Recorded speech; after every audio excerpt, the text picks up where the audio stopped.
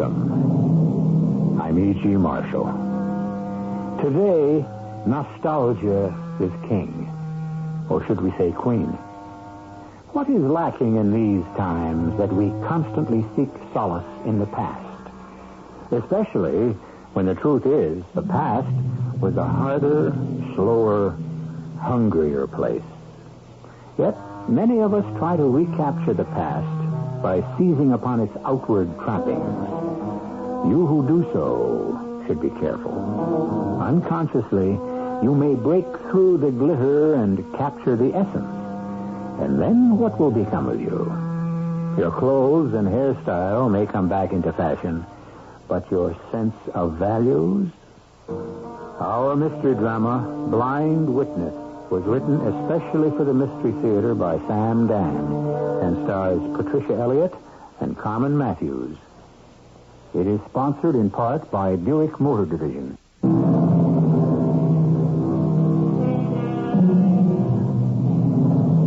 Truth, as we all would agree, is stranger than fiction. And that is because, as the scientists tell us, matter can neither be created nor destroyed. The things we have to work with are the things that already exist.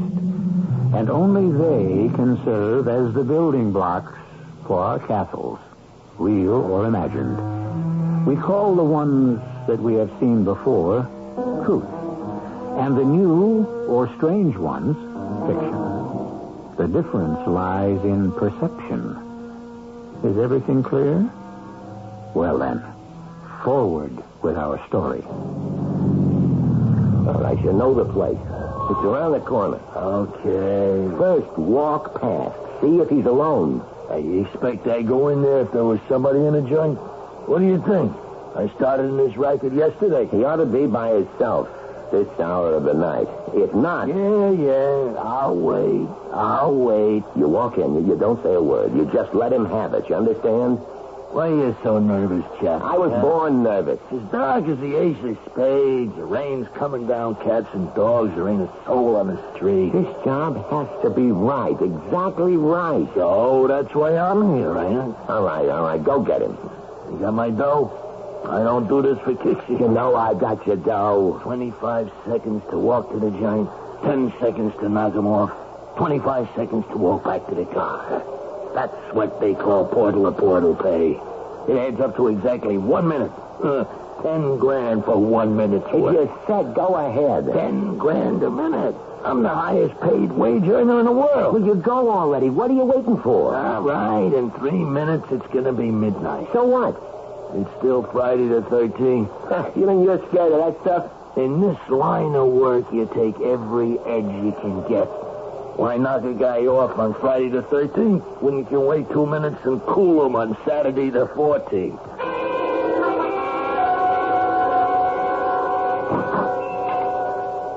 Good evening, Mr. Ascalon. Now, what are you doing out this time of night, Mr. Hume? You should be scared to walk the streets. Thank you for your concern, Mr. Ascalon. You're a true friend. Well, it's almost midnight, and there's a very low element out on the streets. I have come to obtain my sister's medicine. Yes. I've got some right here. Oh, thank you. How much is it? The usual price, $5. Mr. Ascalon, haven't you ever heard of inflation? In inflation? You have been charging me $5 for the past 25 years. Shouldn't the price have gone up? Oh, not to you, Mr. Hume. And now I tell you what you better do. I'm about to close up. So if you wait a few minutes, I'll walk you to your door. Oh, that's very kind of you. Oh, those hard candies my sister is so fond of, did they come in? Oh, yes. Now, where did I put them? Oh, yes. You go down to the first row of shelves near the door, and it's the... Oh, listen to me. I keep forgetting you can't see. The first row of shelves, you say? How do you do it, Mr. Hume? It's a matter of mastering your environment, of visualizing every shape, of memorizing every distance. Down here, you said? Yes. Say, that's uncanny. I mean, How do you just put your finger on it? Oh, yes, sir. What can I do for you? No, don't. Don't. Mr. Absalom? Mr. Hey, Absalom? who are you? Where did you come from? It's too bad, sister.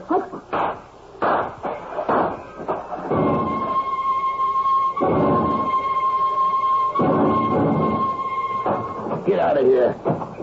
It sounded like the 4th of July in there. What happened? There was a dame in the store. What do you mean there was a dame in the store? I look in the window. He's all by himself. I walk in. I hit him, and all of a sudden I hear this dame's voice. What dame's voice? She must have been behind the shelves. She just shakes up out of nowhere. Well, did you? Yeah. She's finished. Listen, are you sure? Nobody could live with all the lead I give her.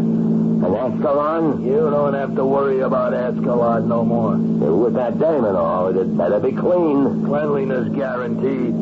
That's why I get the price. Hand it over. Okay. 10 big ones. But it took me a little more than a minute. And my overhead also went up. Must be this inflation, huh?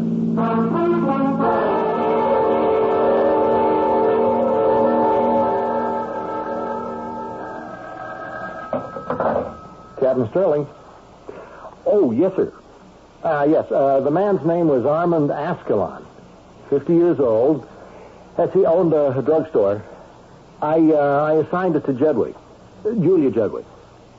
Well, she's attached to homicide. Yes, so she's a detective first grade. No, I don't think she can do any harm. I'll supervise her closely. Yes, sir. Oh, none of this I needed. Captain Sterling? Oh, come in, Julia. Come in. Sit down. Now, what we got here is one of these neighborhood knockoffs. Now, you know how to go about this? Well, sir, The best way is to keep your eyes and your ears open and work close with the patrolman on the beat. Yes, Captain. Now, what we got here has to be a stick-up. You know, most likely a junkie or else some hood. And, well, Julia, don't be afraid to lean on me for help. Thank you, Captain Sterling. Any questions? Well, it's just about the gun. What about the gun? I have a report from ballistics. Mm-hmm. The 2 bullets that were found in his body were fired by a .357 Magnum revolver. So, what's your question? Well, it would seem to me, sir, that your ordinary junkie or hoodlum who holds up a store wouldn't have an expensive Magnum. That type would usually employ a cheap Saturday night special. Well, a junkie could steal a Magnum, couldn't he? Well, yes, Captain, but if it was a junkie and he needed money for a fix, he would have sold the Magnum. That's not bad thinking, Julia. So it doesn't have to be a junkie. It could be just some punk out to raise cash. Yes, sir. It's just that no money was taken. Mr. Ascalon had a $5 bill in his hand, and there was $100 in the cash drawer, and I don't know how to account for that. Well, here's how. You'll learn with experience. Now, there's a certain type of punk who nerves himself up to pull a job. You know, it goes wrong. He shoots, he kills, he sees the dead victim, and he gets terrified, and all he wants to do is get out fast. You understand? Yes, sir, I do. It's just that a Magnum isn't quite the kind of revolver for the type of killer you have in mind. A Magnum makes you think of a professional killer, and... Huh? Well, why would a professional risk everything on a $100 holdup? I like what you're trying to do, Julia. You have the stuff to become a good detective. But this is open and shut. You're looking for a punk who panicked. So you go out there and do the routine things. Look for people who might have seen or heard something. Yes, sir. Well, I already have. Good. Any results? Well, it introduced a problem. First of all, the number of shots that were fired. Why is that a problem? Well, I found exactly 8 people who told me that they heard the shooting, and some say they heard 5 shots, some say they heard 6, but all agreed that they heard more than 2. Well? But only 2 bullets hit Mr. Ascalon. Oh, doesn't that only go to prove what I told you? It was a nervous punk who empties the gun at Ascalon and only hits him twice. Yes, Captain, but that still leaves us with a problem. 5 or 6 shots were fired. 2 hit Mr. Ascalon. That leaves 3 or 4 slugs unaccounted for. Well, what do you mean unaccounted for. We can't find them. They should be in the wall behind, above, or either side of where Mr. Ascalon was standing, but there's no trace of them. But they gotta be there. We went over the place very carefully, and, well, that raises another problem. Yeah? The glass door to the street, it was smashed.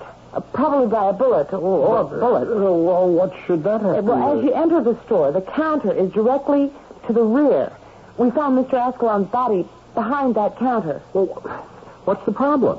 The cash register's on that counter. The hood comes in, guns him down. Yes, with 2 shots, but where did the others go? You tell me. There were 2 groups of shots. What do you mean, 2 groups? All the accounts of the people who heard the shooting agree. First they heard 2 shots. Then there was a pause, a few seconds. Mm-hmm. Then 3 or 4 more shots. Therefore, the first 2 shots were fired at Mr. Ascalon. The next 3 or 4 were fired at someone else. How do you know? The killer enters the store. He shoots Mr. Ascalon. Now, to do that, the killer has to be facing the rear wall.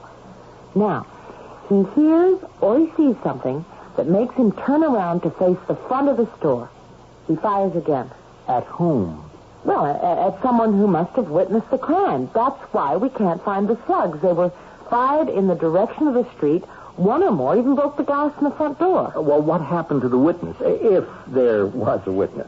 The witness could have stopped 1, 2, 3, or up to 4 of those bullets. But he didn't stop any of them as far as we know. If he's dead, we would have found the body. See, maybe the killer could have missed him clean. But the fact is, Captain Sterling, there is a witness. The killer did fire at somebody. Well, maybe not. It's a dark night. It's raining hard. The killer is nervous. He thinks he hears a sound of something just outside. He turns around. He fires wild, blind. Well, that could account for all the shots. Yes, Captain. Well, you were going real good there for a while, Julia, and I like the way you think. But, like I said, in the end, it'll turn out to be you're a junkie, you're a hood. You don't think so, huh? Well, you could be right.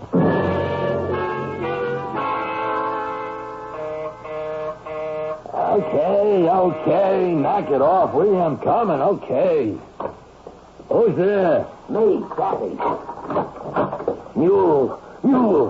Hey, what's the matter with you? Let me in quick. Yeah, I was fast asleep. Good thing you woke me up.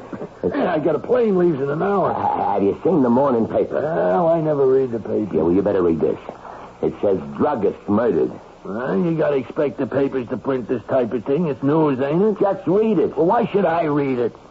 Ain't gonna be news to me. Druggist murdered. At midnight last night, Mr. Armand Ascalon, 50-year-old proprietor of Ascalon's Pharmacy on the corner of Bridge and High Streets, was shot to death by a bandit. Hey, I ain't no bandit. It has not yet been determined what has been taken from the store. The police are following an active line of investigation, according to Captain of Homicide Detectives James L. Sterling, Jr. So? What do you mean, so? Ain't there something missing from that story? No, I don't think so. Think, for crying out loud. Oh, okay. What's the beef? My boss calls me into the office this morning, right after he reads the paper. And he lays this question on me, and so I'm laying it on you. What about the dame? What dame? You said there was a dame in the store. That's right, there was. I didn't spot her at first, but since she seen the whole thing, I had to take care of her, too. And you did? I told you she's dead. Well, that's what I told the boss last night. So this morning he wants to know, why don't it say nothing about her in the paper? What do you mean? It's got to say, hand me that. Go ahead, pal. Where does it say one word about the dame? But I got her. I know I got her. Then why wasn't it reported? They can't keep a thing like this out of the press. You missed her. That's what you did. You missed her clean. No, I wasn't 10 feet away from her, and I don't miss. I could even hear her go, ugh, when them first bullets hit her. She's dead, I tell you, Chappie. She's dead. Okay, Mule. Just answer me one question. Where's the body?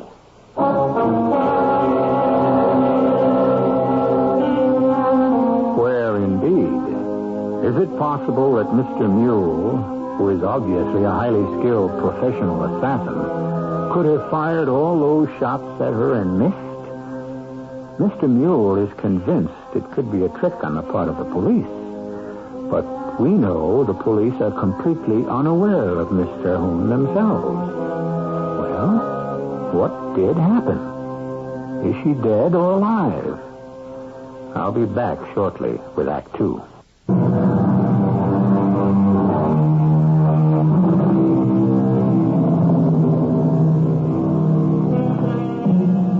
Edgar Allan Poe, who invented the type of story you're listening to now, set down the basic rules.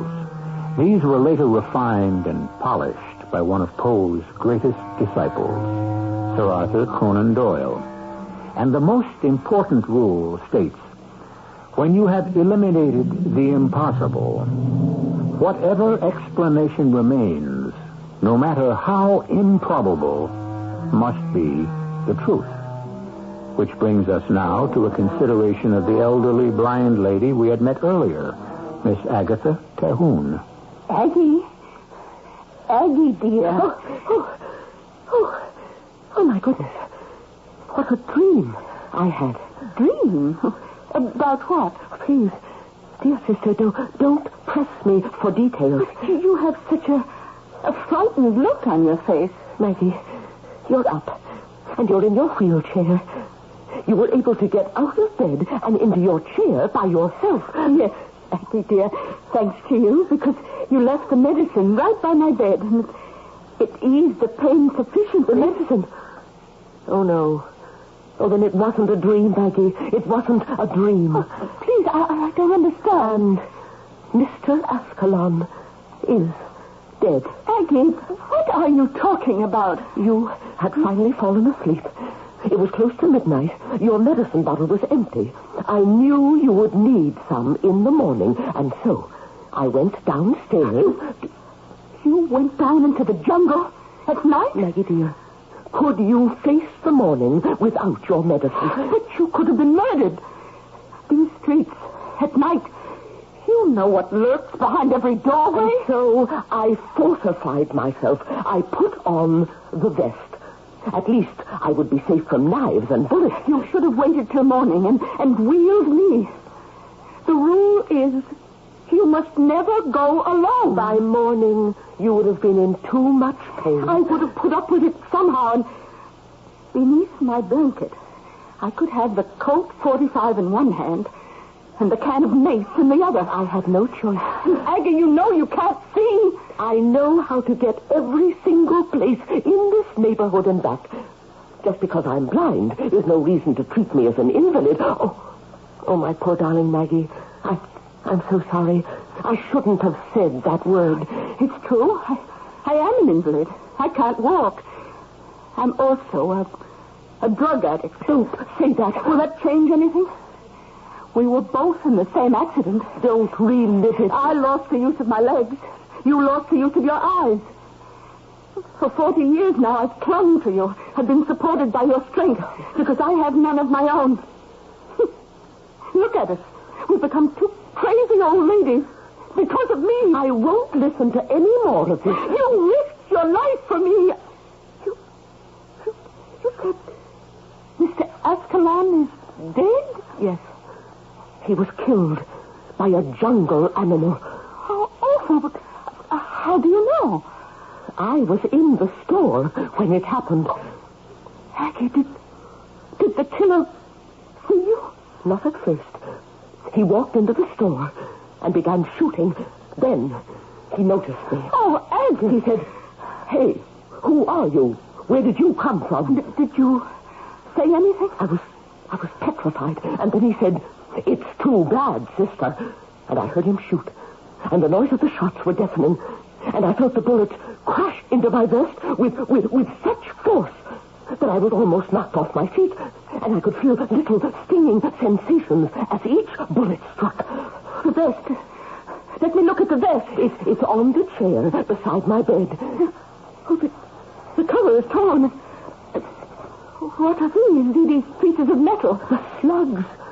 They must have been caught in the padding. Oh, poor Mr. Ascalon. Why would anyone wish to shoot him? He was good to poor people like us. Do you know, if it weren't for Mr. Ascalon, I would have to go elsewhere for that medicine. Do you realize how much we would have to pay? The killer, he saw you. He spoke to you. Yes. Which means he knows what you look like. Yes. Yes, he probably does. He shot at you so you couldn't describe him. Well, I couldn't describe him anyway. But he doesn't know that, so he will come looking for you. Oh, no, he won't. Why do you say that? Because he thinks he killed me. But your body won't be found in the store along with Mr. Ascalon. Oh, I didn't think of that. I know he had a good look at me. Oh, I'm scared. No, please, don't be frightened. No, it's my turn to be strong. And neither of us will leave the house. You must not be seen on the streets. We can telephone Mr. Bernstein to send us our groceries. But I will have to leave the house. No, I won't allow it. I'll have to find another person to sell me your medicine. I'll do without. You can't. Because the pains aren't real. If they were, then Dr. Morrison would have prescribed the medicine for me. Whether or not the pains are real, they're real enough to you. I'll have to stop humoring myself. And you'll have to stop humoring me. Your life depends on it.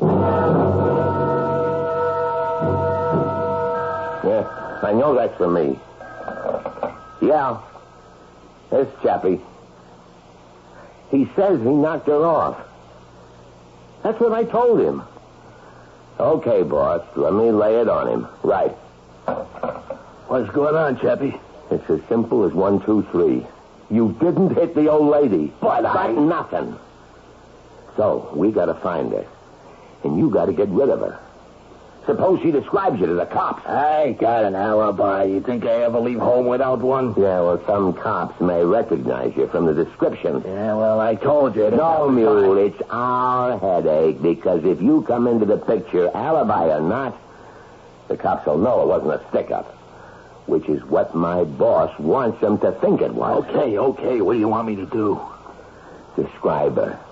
Well, how do you describe an old dame? She's skinny, dressed in black, maybe 70 years old.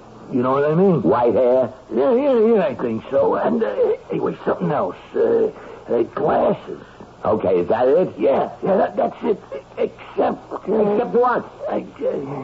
Nothing, I guess. If I seen her again, I'd know her. Okay, Mule, okay. We're going to make sure you see her again.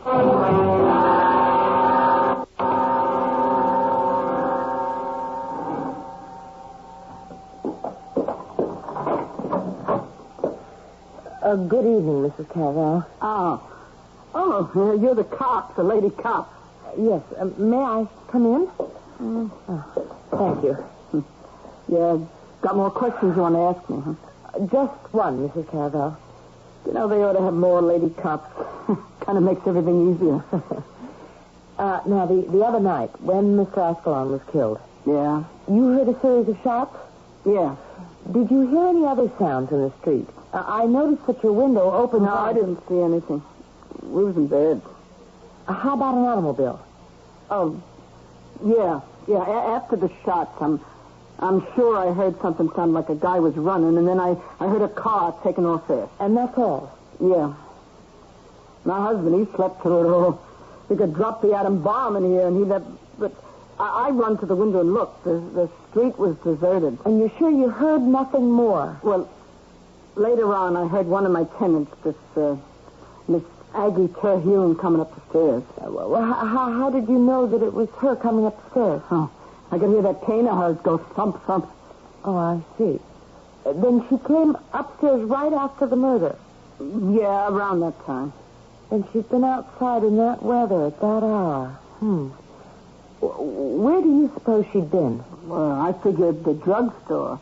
So she's got this twin sister in a wheelchair that always needs her medicine. Then she had to be there at the time of the murder. Are you sure that you heard her coming up the stairs? Well, she couldn't have been there while Mr. Ascalon was being murdered, or she'd have been killed, too. I don't know, maybe I didn't hear her coming up the stairs. But you just said you were positive. Such a scary night. Maybe I dreamed it.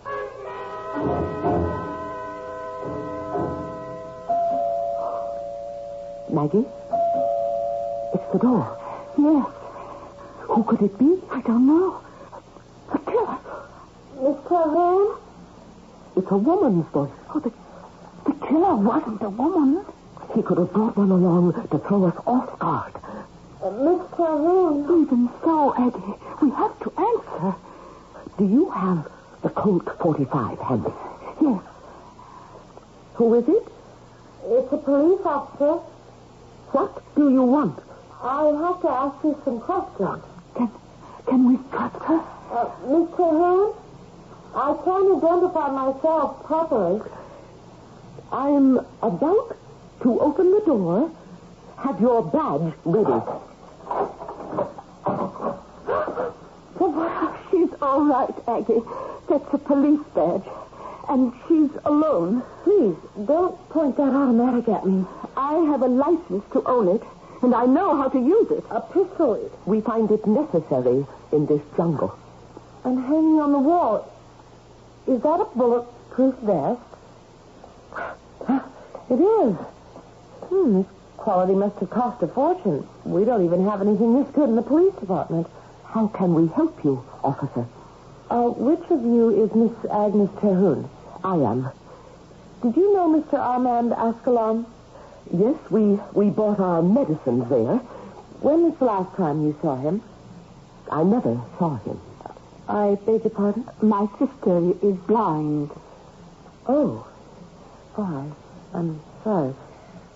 I'm looking for someone who might have been in the store before or during the time of the murder. Neither my sister nor I would venture into the streets at that hour. I see. I'm sure. Well, ladies, I'm so sorry I bothered you. Thank you very much for your cooperation. Goodbye. Goodbye. Goodbye.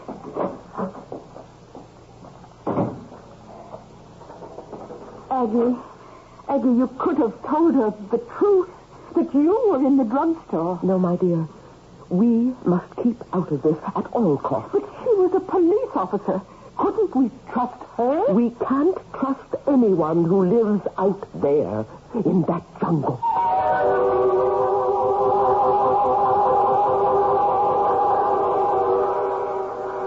The jungle. Who says the jungle must be a damp, steamy mass of crazy vegetation? It can be a steel and stone canyon of tall buildings and busy traffic. After all, it's not what the place looks like that makes it a jungle. It's the law that its inhabitants obey or choose to disregard. Our safari continues in Act 3, which I shall bring to you in just a few moments.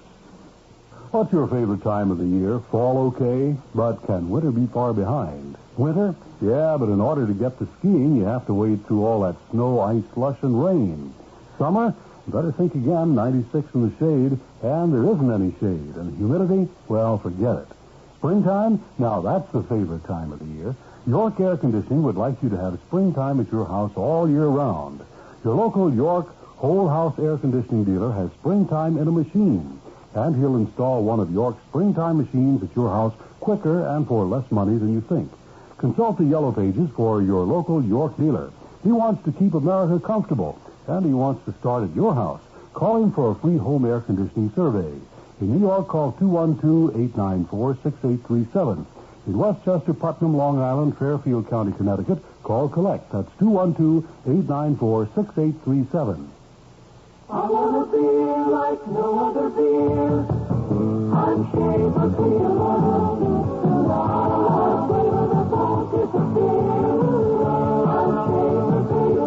Consistency makes a great beer.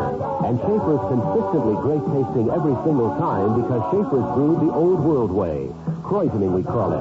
Since 1842, poisoning, the extra step of brewing twice, has kept Schaefer consistently fresh and crisp, consistently great tasting beer after Schaefer beer.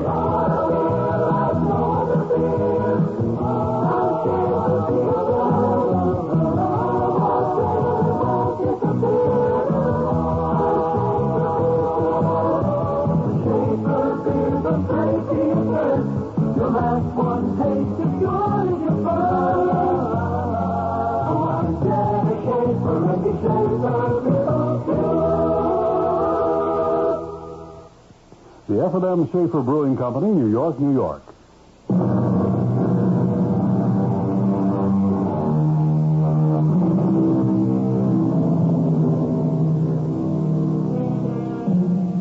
These things start simply enough.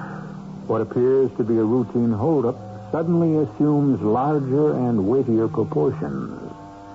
Both the law and the criminals are searching for a supposed witness. A diligent young policewoman has succeeded in her quest. How does the underworld plan to go about it? Listen, Chappie, I can't afford to hang around here. I got a business to attend to. Oh, no, you're going to hang around here until your business here is finished. I've been prowling the neighborhood. I could spot the old dame. Pulling your horns. What does that mean? The boss just figured out how we can get this old dame to come to us. Yeah? What was she doing in a drugstore at midnight in a howling rain? Beats me. Come on, use your head. Would she go out if it wasn't something important?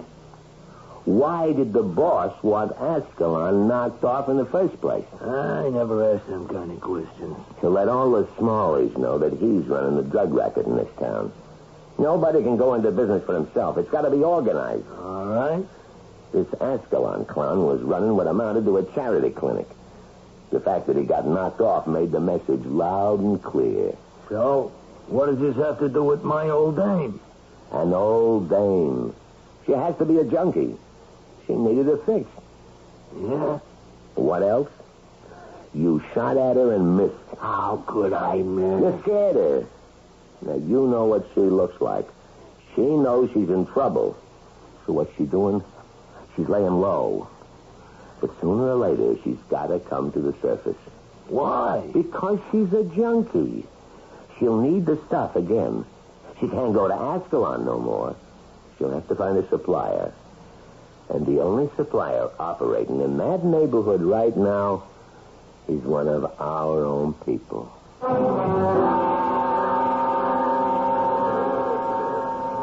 Captain, I found the witness. What witness? Well, you remember I told you the killer fired at someone else after he shot Mr. Ascalon? Now, Julia, that's pure speculation. The person he fired at was the witness, and I found her. Her? But we have a problem. She refuses to admit she was there, and even if she did, she couldn't help us to identify the killer.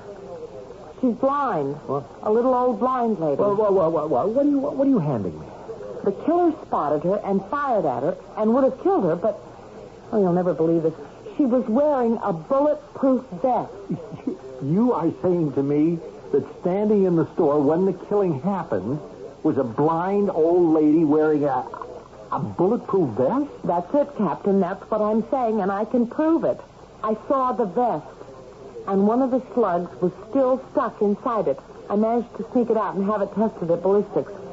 It was fired from the same gun that killed Mr. Ascalon. You mean you got all this already? Well, you see, I had to ask myself why this blind old lady would go down to Ascalon's store so late at night in a bad neighborhood. She wore a bulletproof vest? Yes, you see, she and her sister are somewhat, well, eccentric. But it must have been for something very important, I said to myself. Well, I searched through Mr. Ascalon's files, and I couldn't find a prescription for Miss Terhune. So, what was he giving her? Drugs. That's right. And when you look closely at the sister, you see the classic signs of addiction. Her nose itches, she had a nervous tic, her eyes can't seem to focus, she sniffs. Drugs, sure. That's why Ascalon was knocked off. He was freelancing. The syndicate must have wanted to teach an object lesson. Yes, sir. See how you put these things together after you've had as much experience as I have? No, Julia. It's all yours. You deserve all the credit. Sir, for what? We don't have the killer. We will. But how? They are going to come after your little old lady. Well, but how can they find her? You found her. Never let yourself get trapped into thinking that you're the only smart one. But they don't have to find her. She can't identify the killer. She's blind. They don't know that. But they're going to try to kill this woman. I know. Isn't there something we can do? Yes? We can protect her. But, sir, we're not infallible. Well, what do you want us to do? Spread a story in the press that, yes, there is a witness, but she's blind? Well, that might stop them from... That wouldn't help. They wouldn't believe it. They'd smell a rat. But, Julia, they know there's a witness. They won't rest till they get her, unless we get them first.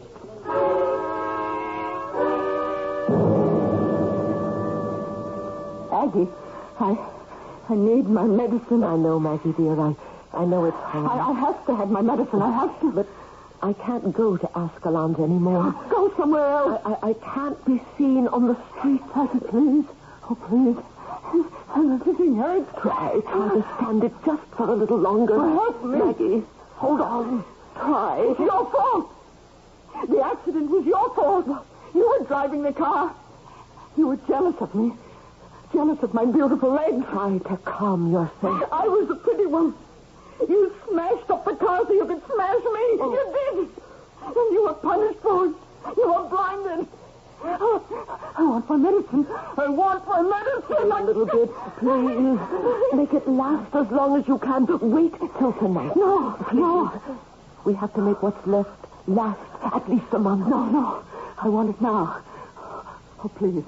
Please, Aggie, my dear sister, please. All right. But be careful. Don't spill any. Oh, yes. Thank you, dear sister. Oh, the sweetest sister anyone ever had. So loyal, so loving, so true. Maggie. Oh, I can close my eyes now. Thank you. Thank you.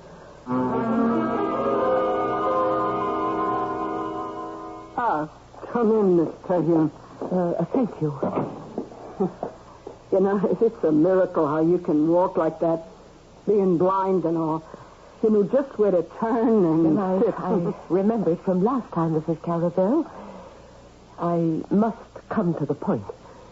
I need to buy some drugs. Drugs? Mrs. Caravel, you have a tenement house in this neighborhood. It's a respectable place. I didn't say no. Your husband is a gambler. Now, just a minute, Miss Terhune. I'm not finding fault, only establishing credentials. Now, surely, with your knowledge of things, you could find someone who will sell me some drugs. Well, yeah, I should have figured. With old Escalon dead. Well, I could ask a few questions, get a few answers, and maybe put you in with somebody who knows somebody. That's all I ask. You won't get the price or the high quality. My sister, we can't afford to be particular. You know, I'd rather not do a thing like this. My sister is desperate. I know. I hear her screaming sometimes. You'll help me. Yeah. If you want to call it help.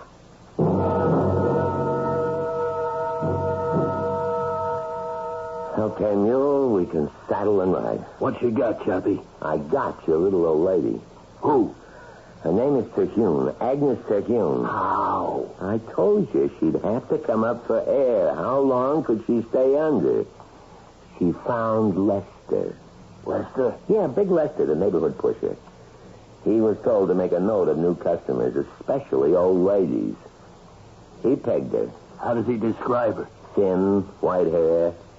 How many of them can there be? It's got to be yours. Now, something's missing. What? I don't know. Something about that old dame.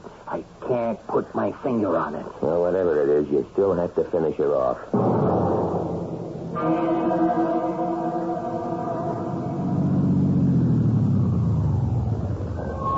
How you doing, Julia? All right. How long you been on duty? It's 12. Boring? I'm sorry. It's not all brain work. Yeah, sometimes you gotta pull things like stakeout. I don't mind, sir. Anybody who looks suspicious going into the house? No, not yet. Trouble is, we don't know who to look for. Sir, that truck pulling up in front of the house. Huh? No, it's not. It's the electric company power truck. Oh. Yeah, you see? Two guys getting out. They're going to read the meters. How do you know, sir? Well, they're carrying those clipboards. Well, I wouldn't be too sure.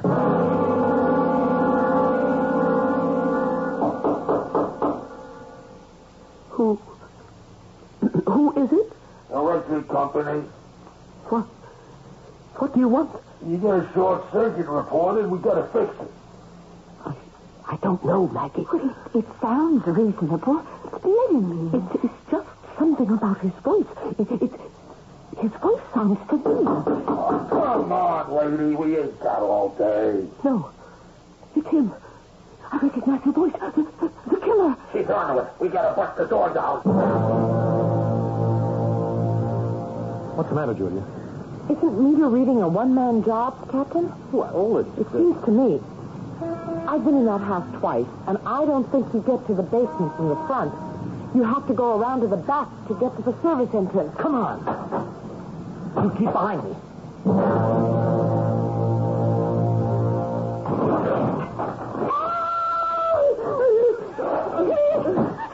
Please don't kill her. Is that the one you? Yeah, the tall one with the dark glasses. I know her anywhere. Don't kill me. I'm sorry, lady. But I could never identify you. I'm blind. Pay no attention. Do what you have to do. Freeze! We're police officers! Stop it! Both guns! That's it! Stand still. You ladies okay? Oh, no. Now I know it was bothering me all along. She's blind. Are we safe now, officers? Yes, ladies. You're safe now.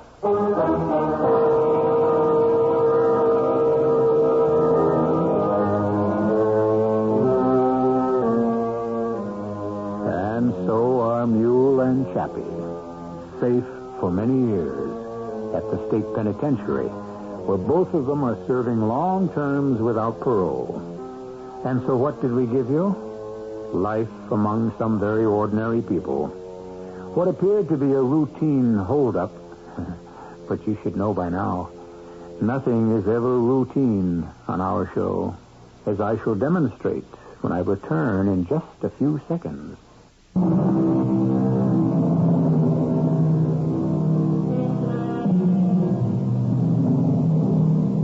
Someone once said, everything can happen to anyone, provided he lives long enough. And so everything did happen on our story tonight. Everything. And even a happy ending. Because Maggie Terhune was turned over to the proper people who managed to cure her of her addiction. For all kinds of endings, remember we are here 7 times each week. Our cast included Patricia Elliott, Carmen Matthews, Leon Janney, Bryna Raeburn, and Earl Hammond. The entire production was under the direction of Hyman Brown. This is E.G. Marshall inviting you to return to our Mystery Theater for another adventure in the macabre. Until next time, pleasant dreams.